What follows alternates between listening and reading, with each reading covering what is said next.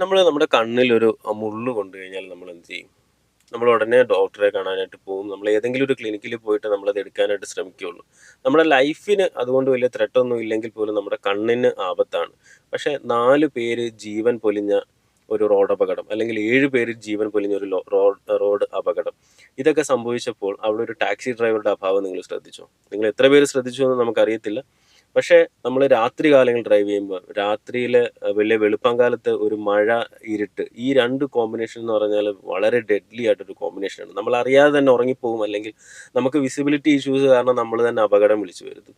അപ്പോൾ തീർച്ചയായിട്ടും നിങ്ങൾ ലോങ് ഡ്രൈവ് പോകുന്നുണ്ടെങ്കിൽ ഒരു ടാക്സി ഡ്രൈവറെ നിങ്ങൾ പൈസ നോക്കണ്ട. അല്ലെങ്കിൽ നിങ്ങൾ ഏതെങ്കിലും പബ്ലിക് ട്രാൻസ്പോർട്ടേഷൻ രീതികള് ട്രെയിൻ, ബസ് അതുപോലുള്ള രീതികൾ എടുക്കുക. അല്ലെങ്കിൽ തീർച്ചയായിട്ടും നിങ്ങളുടെ വാഹനം നിങ്ങൾക്ക് കൊണ്ടുപോകണമെന്നുള്ള ഒരു സാഹചര്യമാണെങ്കിൽ ഒരു ഡ്രൈവറെ ഹയർ ചെയ്യുക.